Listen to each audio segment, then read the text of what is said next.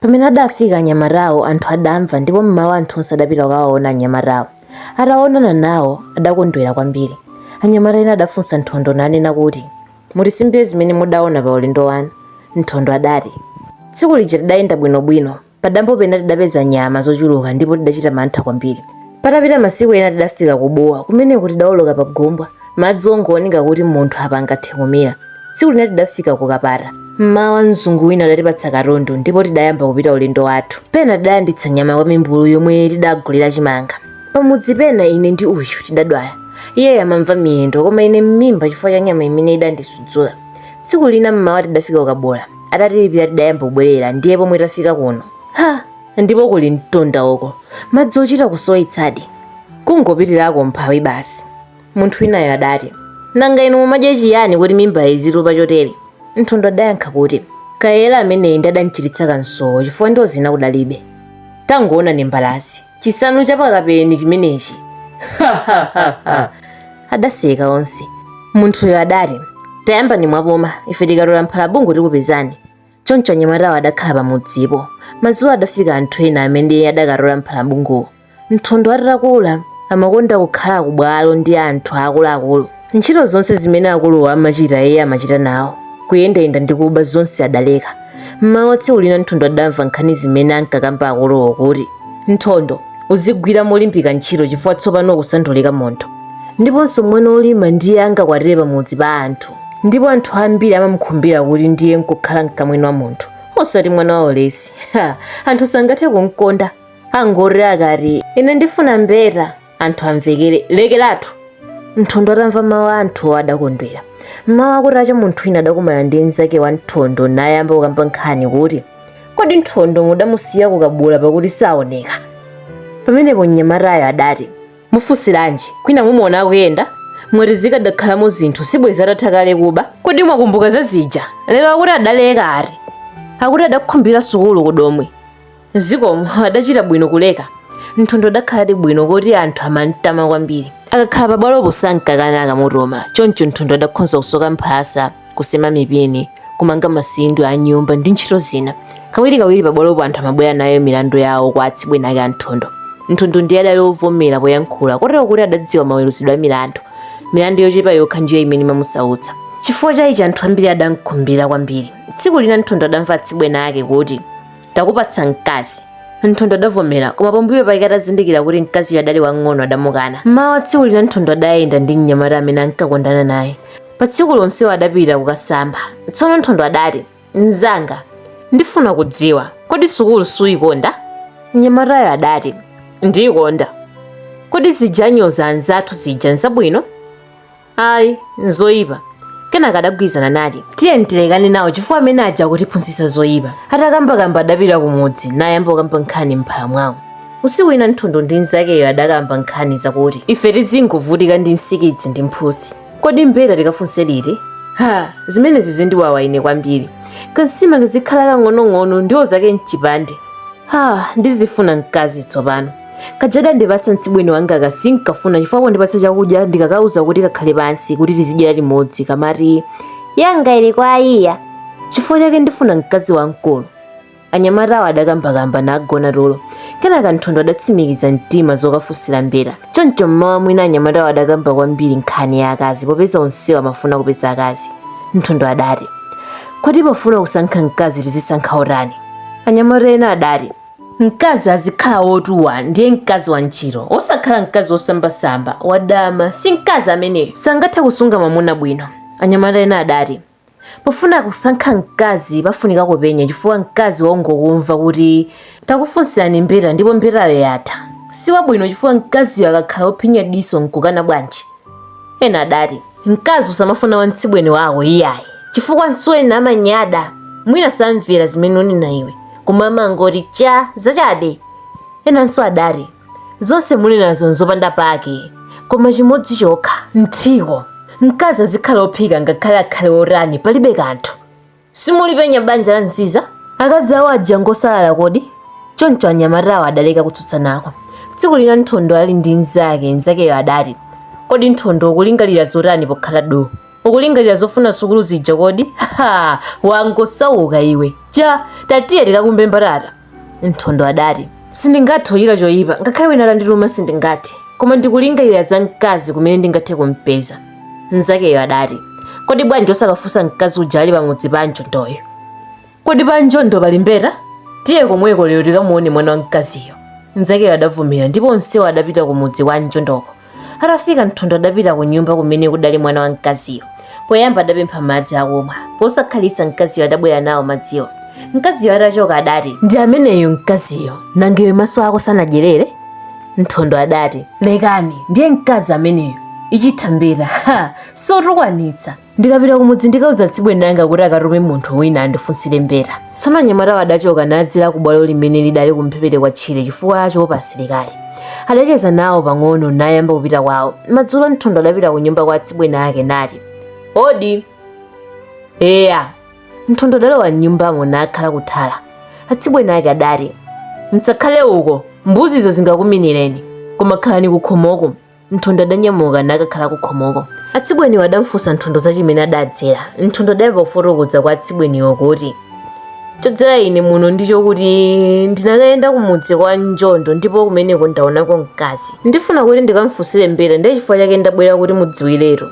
Ine sindifuna kuti iwe ukafunsire mbetayo chifukwa paja ine ndidakupatsa mkazi. Suja udakana iwe. Nthondo adati, kodi inu mukundikaniza chifukwa chiyani osanga mudziwa kuti ine ndine mwana wamasiye ndipo mundiletsa? Ha, ine ndamkonda kwambiri mkaziyo, ndikamfunsirabe. Atsibweniwo adamfunsa kuti, kodi pameneyo ukafunsa mbeta kwa Njondo nanga adzasunga mudzi uno ndani? Pano pakuyipira kodi? Nthondo adati, ine sinditcha pano poyipa, koma nditapita kukakhala kumeneko bwino lake ndikatenga chitengo ndikudzakhala kuno. Apo atsibweni ake adati, kutero ndiko chabwino kafunse, uze wina akakufunsire. Nthondo adakondwera napita kumphala ndipo adauza mnzakeyo nati, ha, ndachita mwayi. Bwanji, wandilola nanga? Wachita bwino ndithu. Ha, zoonadi. Posakhalitsa Nthondo adapita ku nyumba kwa alamu ake. Tsono atalowa m'nyumba sadakhalitse nthawi, koma adauza alamu ake kuti, tatiyeni pakhomo patikambeko zobisa. Adatuluka ndipo Nthondo adati, chowira nani ndicho kuti lero lomwe lino ndinankati yenda kwa Njondo ukafuna mbeta. Ndayipeza kumeneko mbetayo. Mwana wa mkazi wang'ono pothupi, wantali ndipo soyera. Kankanda koyera kali nkhosi ti. Ndiye ndinabwera kwa atsibwino kawafotokozera, koma osandiloleza mpaka tinatsutsana kwambiri. Kenako avomera. Tsono ndabwera kwa inu kuti mukandifunsire mbetayo mawa. Mlamu wake adati, chabwino, tipite mawa. Munthu azikhala ndi banja. Mawa kuti acha Nthondo adawirira ku nyumba ya mlamu wakeyo nati, kwacha, tiyeni. Mlamu wake adati, tiyambe tasamba m'maso ndi kulawa gaga. Atatha adayamba kupita kwa Njondo kuja. Tsono atafika kumudziwo adafika kubanja kumene kudali mwana wa mkaziyo. Komwekonso kudali mnyamata wina komwe adafunsirako mbetayo. Pamene padonana naye mnyamatayo nayamba kufotokozerana motere. Mnyamatayo adati, moni. Eya, nkobwino kumudzi kwanu? Eya kuli bwino, kaya zochitika mbuyo sitidziwa. Mwangotichezera? Eya, tangokuchezerani chifukwa tangoona kwathu kopanda chothirako kummilowoko chifukwa chake tati, nzanga, tiye tinke uku tikamwe nawo kamowa. Eya, tsono monsemu tangotantha chabe m'malo mongola pakamwa. Paja adati amene atsekula chitseko ndiye amene wamva m'mimba. Chobwerera ife ndicho kuti tidamva kabodza kakuti kuno kuli mbeta. Chifukwa chake pozindikira kuti ifenso tili tokha tati, ha! Tipite kumeneko mwina nkutilola. Mbetayo ndi mlongo wanu. Kodi mukuti mwatsata mbeta? Eya, mbetayo ufuna ndiwe kapena uyu, kapena wina amene mwansiya kumudzi? Afuna ndi uyu. Dzina lake ndani? Dzina lake ndi Nthondo. Chabwino, izi ndamva ndipo ndiwafotokozera amake a mwanayo. Tsono inu mubwere mawa. Eya, tibwera mawa. Tsalani bwino. Tsono Nthondo adapita kumudzi wawo pamodzi ndi mlamu wakeyo. Atafika kumudziko adauza anthu ena zonse zimene adamva kumudzi wa Njondoko. Adafotokoza kuti, anthu akomwe watiuza kuti tikawaonenso mawa. Choncho mawa utilawira ndiponso zonse tidzakufotokozerani mawa lomwelo. Anthu adavomera nati, chabwino, tidzamva mawa lomwelo. Usiku wonse Nthondo adagona akungoganiza za mkaziyo. Mwina nkumulota kuyankhulana naye mpaka kudacha. Mama wa Nthondo ndi mlamu wakeyo adalawirira kupita kumudziko. Atafika adapeza ene akewo akukambirana kale. Pamenepo iwo adakumbutsa nkhaniyo ndipo ene akewo sadanene mawu ambiri, adangoti pitani. kwanu mukanene kuti mbeta yatha ndipo mnyamatayo mukabwere naye mawa. Anyamatawo adalawirira nabwerera kwawo. Atafika adafotokoza zonse kwa anthu apamudzipo. Anthu onse adakondwera chifukwa choti Nthondo adapeza mbeta. Kutacha Nthondo adanthunthumira ndi kukondwera. Sadayendeyende kutali kuopa kuti mlamu wake umperekezayo angapite kwina. Nthondo atamuona mlamu wakeyo adati, bwanji nanga tsopano kwacha tiyeni. Mlamuyo adavomera nati, eya. Atatero adayamba kupita onsewo. Akupita mlamu wa Nthondo adati, Nthondo, ine sindifuna kuti kumudzi kwa eni uko kakhalako zikakhala mwachibwana. Kumva zotero ine toto. Atakuchotsa kukwati ine sindingalero kukafunsira mbeta ina. Lero wakula ndipo zikhala mwachikulu ndipo udzaona anthu akukulemekeza kuti kwa Nthondoko osati kungokhala mwamphwayi. Sudzakhala ngati ka munthu koma ngati kagalu chabe. Kumanga banja ndi ntchito. Inde zonsezo ndidazidziwa kale. Choncho ndikalimbika kwambiri. Anyamatawo atafika kumudziko adamupeza mnyamata uja ndipo adampatsa moni na ayamba kukamba. Mlamu wake wa Nthondo adati, lero tafikanso chifukwa cha mawu amene mudati patsa dzulo kuti lero tibwere ndi mnyamatayo. Lero suyu Nthondo takusiyirani. Inde tidati lero dzulo lija. Sindidanene mawu ambiri chifukwa ukwati ndi ufulu. Zikomo chifukwa mwabwera naye. Ife tifuna kuti yeye atisungire wathu ndiponso ife tinsunge yeyo. Onsewo adavomerezana. Atatha kukambirana mlamu wa Nthondo adati, ine ndikupita. Nthondo oyenda msiya. Nthondo tayamba wati ubwerera kunjirako. Tsono atapita limodzi mlamu wake adati, muja ndinakuwuziramo munthu azikhala wamkhoto. Nthondo adatinso, eya ndamva. Chabwino bwerera, adatero mlamuyo. Eya ndipo mukandiwuzireko mdzirulayo moni. Mukanenenso kuti Nthondo abwera msanga aphike mowa. Tsono atabwerera Nthondo adafika ku nyumba kumene adafikirako ndipo mlamu wake adamuyitana namulozera nyumba ina yoti azigona ndi mkaziyo. Kutayamba kuda mkaziyo adabwera nawo lachipala ndi kusonkha moto. Adapita ku nyumba kwa mayi ake nabwerako ndi chinsima chambiri. Ndiyo yake idali nyama ya nkhuku nayipereka kwa Nthondo. Atasamba m'manja adayamba kudya pamodzi ndi mkazi wakeyo. Mawa mwake Nthondo adauza mkazi wakeyo kuti, lero ndipita kwathu ndipo ndikabwera mawa. Mkaziyo adafotokozera amake ndipo atabwera adapereka mkanda kwa Nthondo nanena kuti, amayi anga akuti musamawathawe ati ndinu mwana wawo. Nthondo adalandira mkandawo nanyamuka kupita kwawoko.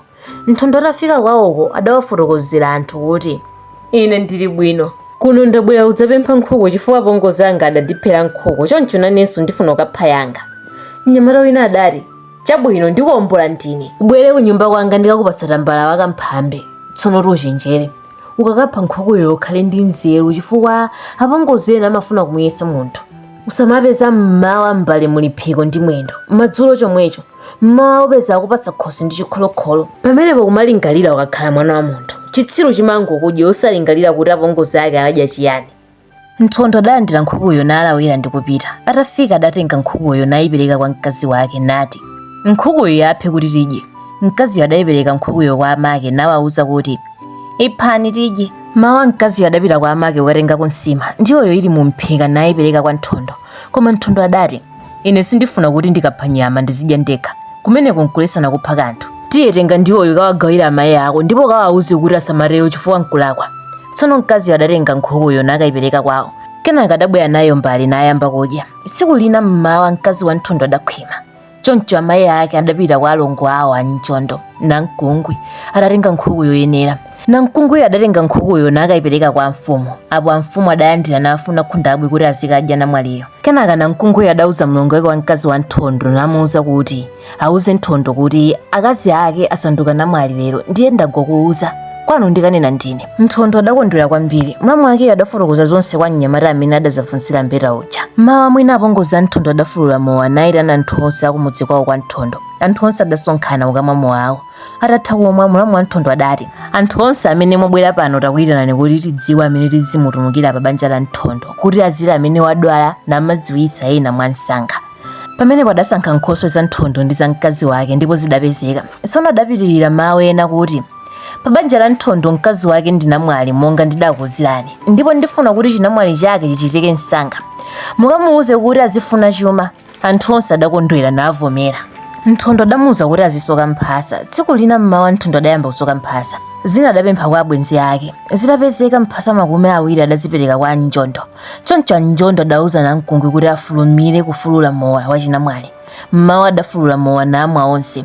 Pambuyo pake akazi adayamba kulanga mkaziyo zamakhalidwe oyenera m'banja lake. Nthondonso adamulanga potsiriza adawamera ndipo onsewo adamwazikana. Tsiku lina mmawa Nthondo adati, latikola thendo tizingoti mawa tadyera thendo, mmawa thelere, fwifwi, mlozi, kanzora, limanda, luni ndiwo zina ndikatcha misampha.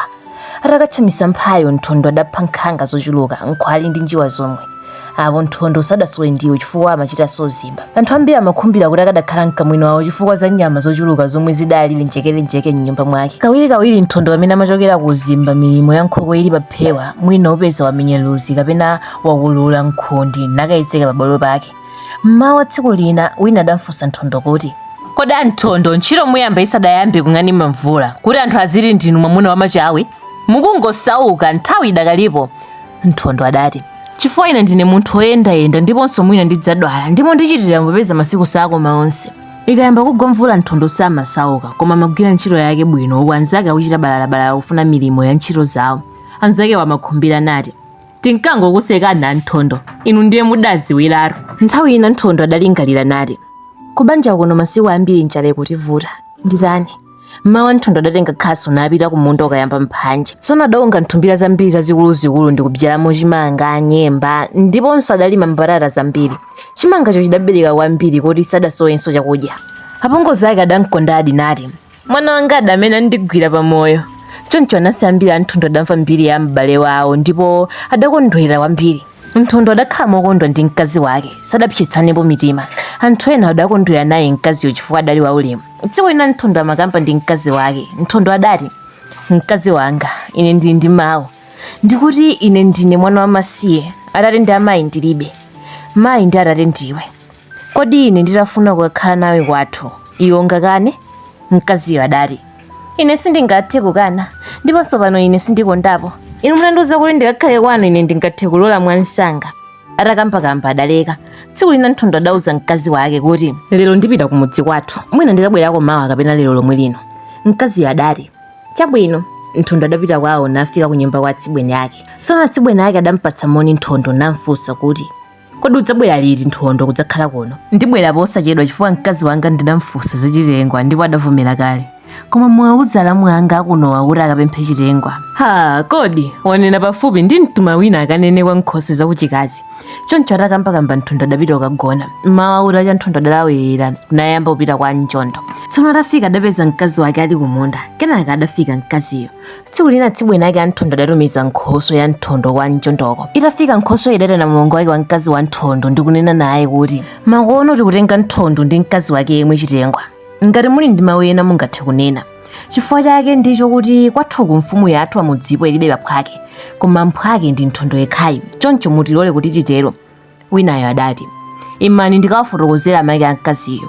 Atawafotokozera adabwerako ndipo adati, mawu anonse ndafotokoza koma mayiyo akudandaula kwambiri chifukwa iwo adalibe mamuna ndipo Nthondo ndiye amene adawagwira pakati. Chifukwa cha ichi samasowa. Lero mufuna mupite naye kwanu? Chabwino. Koma mwana wawoyo akansunge bwino. Nkhosoyo idatenga nkhuku nipereka. Idauza Nthondo kuti, ndapempha chitengwa chako ndipo ativomera choncho ubwere kwathu ukakonzeka nyumba kena kuti udzafikiremo. Mmawa Nthondo adapita kwawo nakakonza kanyumbako. Tsiku lina mmawa Nthondo adachoka pamodzi ndi mkazi wake ndi kukakhala kwawo. Anthu akwawo adamlandira. Tsiku lina Nthondo adatenga khasu nayamba kulima mphanje ndipo itabwera mvula Nthondo adayamba kubyala chimanga. Chimangacho chidabereka bwino ndipo adachiyika nkhokwe yayikulu. Munthu wina adati kwa Nthondo, ndifuna kufunsa iwe kuti kapena uli nayo mfumba chifukwa ine kawirikawiri ndikalima chimanga nkhokwe yanga sidzala. Ndipo pamene ndaona iwe kuti munda udali waung'ono koma nkhokwe yadzala ndadodoma ndipo ndaganiza kuti iwe udaonana ndi munthu wina amene adziwa mankhwala a mfumba. Ine ndili kutalitali ndi zinthu zotere. Ine ndidangoona chimanga changa chadzala osadziwa kuti ena amachitira mankhwala chimanga. Tsopano ndazindikira kuti chimanga changa chidalola bwino chifukwa chakuti ndidalima mphanje. Kodi iwe unalima mphanje makono? Munda wanga ulibe tchire limene lingathe kulimapo mphanje chifukwa mundawo adandipasa ndaka chipere ndipo adangondipatsa tsala lokhalokha. Nanga bwanji osakayesa kulima mphanje? Banja nchakudyatu kuvala nchabe. Unenetsa Nthondo. Ndikafuna malo ena mawa. Malowa ndidawaona kale. Ndikayamba kulima mawa. Kodi pali malo ambiri kuti ndikalime nawo?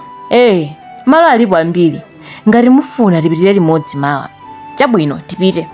Choncho adalekana napita ku nyumba zawo. Nthondo atafika ku nyumba adafotokozera mkazi wake kuti mawa ndikayamba kuswa munda watsopano chifukwa tidapangana ndi mnyamata wina. Mkazi wake adavumira.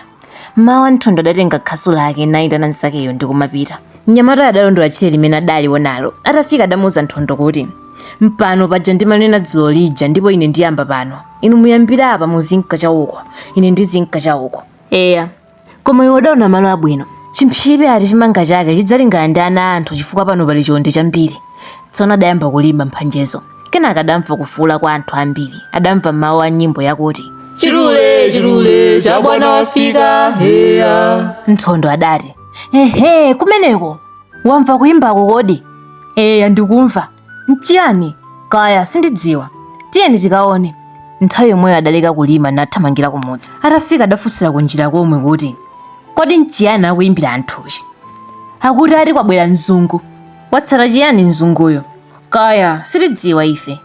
Ndi anthu akungoyamba ndi kukondwera ngati kuti amva kale kuti mzunguyo wadzera mtendere. Kusadziwa kumeneko. Azungu ndi nkhondo. Ife tidadziwa kale za azungu, alibe chibale ndi munthu. Tatiye tikaone mzanga, kakumva kalenya, kathuma dzonera.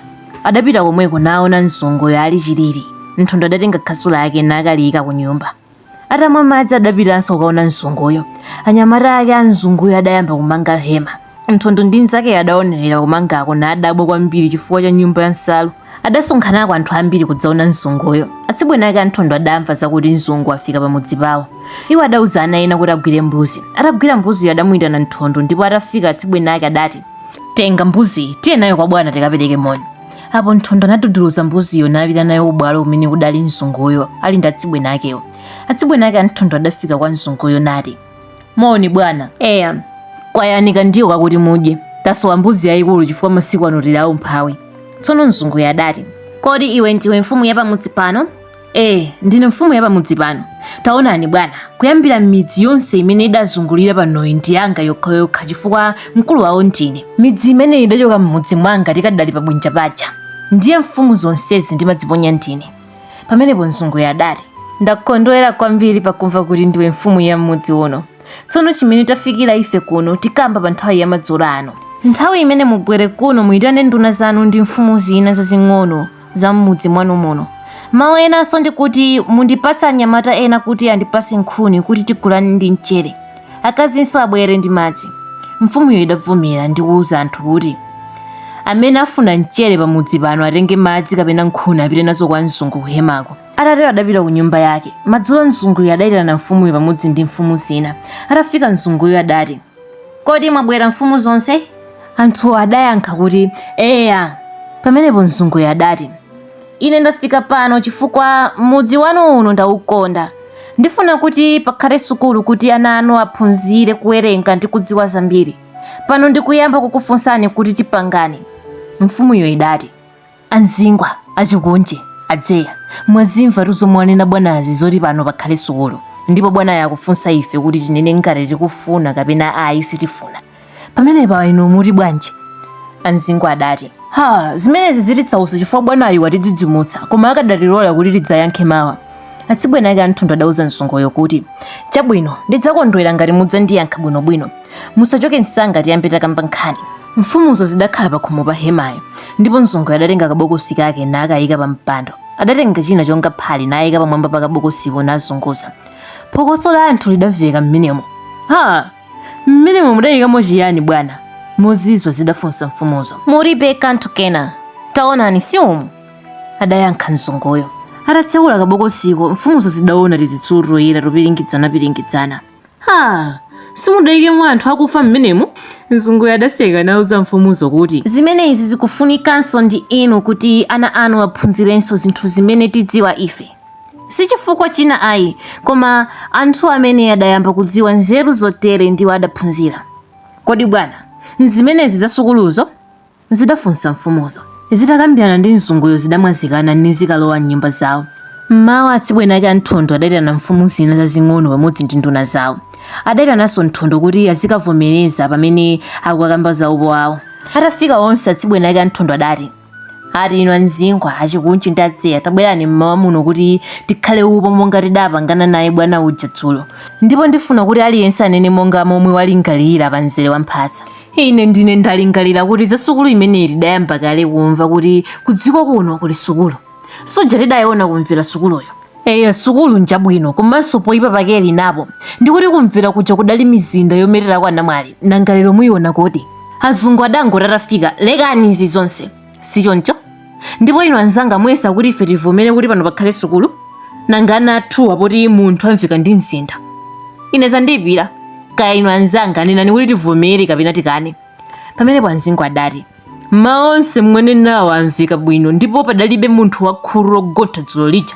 Za sukulu imene afuna bwanayo ine sindidayione, machitidwe ndi ntchito zake sindizidziwa.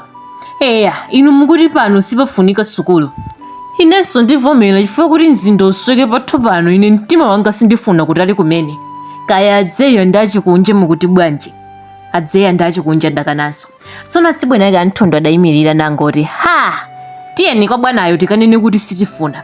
Kenaka Anthondo adati tayembani mwakhala pansi chifukwa ndifuna kunenapo.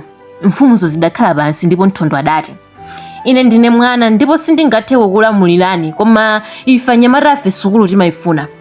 Pamene tidapita kumtengatenga uja tidafika pamudzi pena pamene padali sukulu, ndipo anthu onse pamenepo tidawaona bwinobwino. Bwanji inu mungoyilungula ngati sukulu mudalowamo? Musakane ayi. Kodi iwe ndiwe munthu otani Mthondo?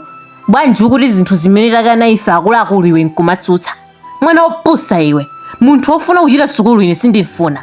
Ine ndikuyifuna kwambiri, kandiuzireni bwanayo kuti adzayikepo sukuluyo. Ngati inu mufuna kuti ndichoke chabwino. Pamenepo Adzeya adati ha thambani mwayima mfumo, kodi ife sindife okalamba? Iyeyu ndi anzake amene afuna sukuluyo si anyamata. Ndikuti pepani ntamulolani kuti maola ake angamadzayesa ife ndife oyipa. Mwana akalira nyanga nsasi nsemere kuti mfurere yekha. Apo atsibwenake Anthondo adati chabwino ndamlola. Tsono bwino lake mzinda wanga ukadzasweka ndidzamupha Nthondoyo. Tsopano tiyeni tikamfotokozera. Choncho onsewo adapita kuhema kwa mzunguyo nakhala mkhonde. Mzunguyo atasambasamba adatuluka, mfumu zonse zidati moni bwana. Eya moni nonse, nanga mawu athu adzulo mwakalingalira bwanji kupo kwanu? Atsibwenake Anthondo adati ife tonse tavomerezana kuti mutipatse sukuluyo. Mzunguyo adakondwera kwambiri nati zikomo kwambiri chifukwa mwandiyankha mwaufulu. Pamenepo mzunguyo adatenga mabulangeti nazigawira mfumuzo, ndiponso adapereka thumba la mchere. Kenaka adati kwayani kalata iyi mukapereke kwa mzungu wa kuboma kuti akadziwe. Chotero adalandira kalatayo nakayika mshala ku nyumba kwawo. Mzunguyo adalawirana nawo nayamba kupita kwawo. Tsiku lina mmawa mfumuyo idakusa anthu onse apamudzipo, ndipo idanena nawo kuti ndakuyitanani anthu nonse apamudzi pano ndine. Ndifuna ndikudziwitseni kuti mzungu adachoka dzuloyo akufuna kuyika sukulu pathu pano, ndipo tidayivomera chifukwa cha mawu a Nthondo yomwe adayikondetsa. Tsono ndati ndikudziwitseni kuti aliyense adziwiretu. Mzungu jotisikira kalata kuti tikapereke kuboma, ndipo ndipita nayo lero kalata imeneyi. Amene ali ndi mawu ena anenepo. Wina adayankha nati mawu anonse ife amfumu tamva bwino. Monga mudalola inu sukuluyo ife tilibe mawu ena, nanga izo simudapangana akuluakulu okhaokha, nanga ife mwatira naso chifukwa ninji? Izo zilibe kanthu zidatha, ndipo kubomako pitani chifukwa mawu a mzungu sakanika. Akadakhala nzathu akuda bwezi titati ha kakaneni. Adacheza kwambiri namwazikana. Pambuyo pake amfumu adati Nthondo tenga kalata ija ku nyumba kwangako, ili mshala limene ndidakatenga kwa bwenzi wanga uja. Nthondo adapita kukatenga kalatayo nakapereka kwa atsibwenake aja. Mfumuyo idayitana Adzeya, Anzingwa ndi achikunji nayamba kupita pamodzi ndi Nthondo yemwe. Tsono atafika kubomako adapereka kalatayo kwa mzungu wa kubomayo. Pamene adayiwerenga iye adati mukufuna sukulu nonsenu? Mfumuzo zidavomera kuti ife tifunadi sukuluyo kuti ana athu aziphunzira. Kodi mwaronjeza kuti sukulu simudzayikana? Sitidzayikana sukuluyo. Chabwino, mawu anonse ndawalemba m'buku. Mukapita kwanu mukamange nyumba yabwino ya sukulu. Mfumuzo zidavomera zidabwerera kwawo. Mmawa mfumuzi zidasonkhanitsa anthu nkuwafotokozera mawu onse amene zidamva kuboma kuja. Zidati anthu nonse mwafika pano tikukudziwitsani kuti kuboma kuja tabwera ndi mawu otiuza kuti popeza tikufuna sukulu tsono timange nyumba yabwino yoyenera. Chifukwa chimenechi tikukuwuzani mukulole msanga chimanga kuti tiyambepo ntchito imeneyi. Anthu onse pamudzipo adayamba kumanga sukuluyo. Amuna adafuna mitengo ndi luzi nayamba kukumba maenje. Atatha kuzika nsichi zake adayamba kumanga chipupa chake. Akazi adakumba nkhuni nayamba kumata nyumbayo. Amuna adapita ku nsanga ndodo kukatenga mitengo ya nyumbayo. Tsono adapanga tsindwi la nyumbayo. Tsiku lina pamene anthu onse adali ku ntchito ya udzu adamva kufuula kumudzi kwawoko. Zitatero anthu adalekeza ntchitoyo napita kumudzi kwawoko. Atafika adaona mzungu wa sukuluyo atabwera ndipo anthu adapereka moni kwa mzunguyo. Mzunguyo adawafunsa kuti amfumu ali kuti? Apita kumowa ndipo momwe achokera mmawa mpaka pano sanabwere. Nanga mfumu zina zija zilipo kodi? Iyayi bwana, palibe mfumu zina zonso. Nanga mphwake wa mfumu ndani? Mphwake wa mfumu ndi mnyamata uyu. Sendera pafupi akukufunani bwana. Nthondo atasendera pomwepo mzungu adamfunsa, dzina lako ndiwe yani? Dzina langa ndine Nthondo. Mzungu adalemba dzinalo namfunsanso, kodi munamanga nyumba ya sukulu? Eya, siyo ile apo. Ndipo tsopano tikumwira udzu wake. Tamwira udzu ochuluka kwambiri. Ulendo uno ngofulumira. Ndinazangodzonda nyumbayi ndipo ndakondwa kuona kuti mudamaliza bwino. Tsono ndikupita. Koma udzauze mfumu kuti ndidzawatumizira mphunzitsi kudzayamba sukulu pano. Chabwino, pitani bwino ndidzanena. Mzunguyo adakwera pa bulu pake namapita. Ana adamperekeza akumuimbira nyimbo.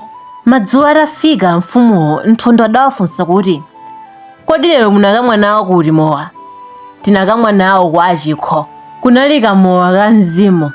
Titachoka pamenepo tinapitanso pa nyumba pena pamene panalinso wina wa zingwe. Mnyamata ameneyo watikomola.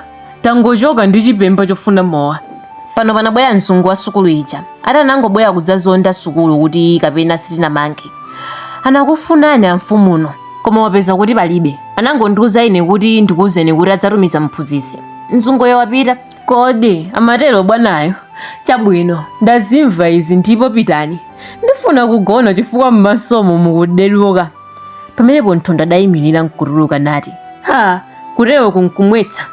Kotero Nthondo adapita ku nyumba kwake. Patapita masiku anthu adapitiriza ntchito yawo natha kuyifolera nyumba ya sukuluyo. Adali madzulo anthu akuotha moto pomwe mnyamata wina adati, ha, taonani munthu ovala nsalu yoyera ndi malaya oyeranso. Kapena ndi munthu amene anabwera tsopano apa ku Harare. Akupita kuti iyeyo? Wina adati, walinga ku nyumba ya mfumu. Choncho anthu adayamba kukamba nkhani zina. Kenaka adamva kuti adabwerayo ndiye mphunzitsi. Onsewo adakampatsa moni mokondwera. Amfumu adauza Nthondo kuti afune malo a mphunzitsiyo. Itapezeka nyumba mphunzitsiyo adalowamo. Anthu adabwera nampatsa zakudya. Atatsiriza kudya, mphunzitsi adayitana Nthondo namutuma kuti akayitane mfumuyo. Atabwera adayamba kucheza. Mphunzitsiyo adati, ndakuyitanani kuti ndikuwuzeni chimene ndabwerera. Mmawa ndifuna kuyamba sukulu pano chifukwa bwana wa mishoni adandituma pano. Ndifuna kuti anthu akhale odziwiratu. Mawu ena ndiwo akuti mundifunira amene azindiphikira chakudya. Mtengo wake pomaliza sukulu ndi ndalama zitatu. Pamenepo mfumu idati, eya, aphunzitsi mawu anu onse ndamva. Ndilibe mawu ena. Zana asukulu ndiwauza kuti abwere mawa. Kudya nkosasautsa chifukwa mlendo sangagone ndi njala. Inu mudya pomwepo. Pumulani ine ndikupita ndikagone. Tsiku lina mmawa dzuwa lili pakati pa moto, mphunzitsi adapempha madzi nawomba lipenga. Ndipo akulu ndi ana omwe adasonkhana. Atatero mphunzitsiyo adayamba kuwaphunzitsa nyimbo yakuti, tisekera tisekera Yesu akonda aitana. Anthu adaphunzira msangamsanga nyimboyo. Mphunzitsiyo adati, tsekani maso tipemphere. Ena adatseka maso awo koma ena sadatseke. Atatha kupemphera mphunzitsiyo adatenga buku lakuda lalikulu nayamba kuwerenga mawu a Yesu. Atatsiriza kuwerenga adayamba kuwafotokozera anthu za chikondi cha Yesu kuti adatifera ife. Atatsiriza adatenga chikalata chachikulu nachikoloweka nayamba kuphunzitsa kuti, tatini a. Anthu amatinso, tatini a. Pamenepo mphunzitsiyo adati, mukusokoneza, musamati ine ndikati tatini a, inunso nkumati tatini a. Iyayi, koma ine ndikati a, inu muzingoti a. Mwamva? Eya, tizitero. Adavomera anthuwo. Adayamba kunena, a, e, i, o, u. Atatsiriza kuwerenga adapita ku nyumba zawo. Anthu onsewo adachezera nanena za chifundo cha mphunzitsi wawoyo ndi kukoma mtima kwake. Nthondo adalowalowa m'nyumba za anthu nakamba nkhani kuti, koma anthu amene amakhala aphunzitsi amangosankha anthu a mitima yabwino okhaokha. Kuja tidapita kupokatola katundu kukabula tidadzera kudomwe, kumeneko tidaonanso mphunzitsi wabwino otere. Kodi nkutani kuti ukhale mphunzitsi ngati iyeyo?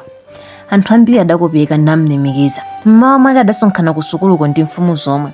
Nthondo sadajomba ndi tsiku limodzi lomwe chifukwa adakondetsetsa kuwerenga ndi kuyimba nyimbo zapamtima. Adadziwa kuwerenga mwansanga. Anthu enanso adakonda sukuluyo kwambiri chifukwa chodziwa kuwerenga. Tsiku lina mmawa mphunzitsi adauza Nthondo kuti ndifuna alekire pamudzi ponse pano chifukwa mawa ndi tsiku la Mulungu. Akazi onse agwiriretu ntchito zawo zosinja, amuna asagwire ntchito iliyonse koma kupemphera kokha. Nthondo adapita ku nyumba kwa atsibwene ake komwe adamfunsa kuti watsata chiyani. Mphunzitsi uja wandituma kuti ndiuze anthu onse kuti asagwire ntchito mawa. Chifukwa chake ndikukudziwisani inunso kuti mudziwe. Zija ndinkakana ine zimenezi. Kwanji kuyankhulayankhula. Usakanene tsopano izi nzakuseri. Tsani bwino, koma ndinali ndi mawu enanso. Ndidzakufotokozerani bwino ndiyambe ndakanena mawuwa. Mawu otani amenewo? Fotokoza tsopano chifukwa mawu osanena amadetsa nkhawa. Si mawu apatali, koma ndiwo kuti kunyumba kwanga kuli ana amapasa. Wina wamamuna, wina wamkazi. Kodi, chabwino. Nanga make ali bwanji? Ali bwino. Nanga bwanji wamafuna undibisira. Makhalidwe oyipa amenewa. Chabwino kazipita. Tsono Nthondo adauza anthu onse zosagwira ntchito pa tsiku loyeralo. Litafika tsikulo anthu onse adaleka ntchito zawo. Tsiku lina Nthondo adafulitsa phala ku nyumba kwake. Litaphikidwa phalalo, Nthondo adayitana mphunzitsiyo namupatsa phalalo kuti amwe. Atatha kumwa adayamba kukamba nkhani. Nthondo adati, aphunzitsi, ine ndikufotokozerani mawu anga amene ali kumtimako. Kale ine ndidapita ku Harare koma kusauka kokhakokha osapeza mtendere. Ndidapitanso kukabula koma umphawi okhaokha. Makamaka maloro ndiwo amandivuta kufikira nditafunsa mpita kwa mchotoko. Pamenepo ndipo pomwe maloro adalekapo. Kodi nanga munthu utafuna kukhala wabwino ngatani? Maloro onsewo ngotumizidwa ndi Mulungu chifukwa choti zoyipa zimene timachita ife anthu apa dziko lapansi pano Mulungu sadzikonda. Ndipo adalonjeza kale kuti munthu amene amachita zoyipa adzamuononga. Chifukwa chake ngati ufuna kupeza mtendere ukhulupirire Yesu ndipo udzapulumuka. Choncho Nthondo adavutika ndi kufunitsitsa kutsata za Yesu. Apo mphunzitsi adamuwuza kuti phunzira maphunziro a mawu a Mulungu. Bwino lake Nthondo adalowa kalasi naphunzira mpaka adabatizidwa ndi mzungu wa mishoni nakhala Mkhristu. Pamenepo iye adakopanso anthu ena ambiri kuti atsatenso Yesu.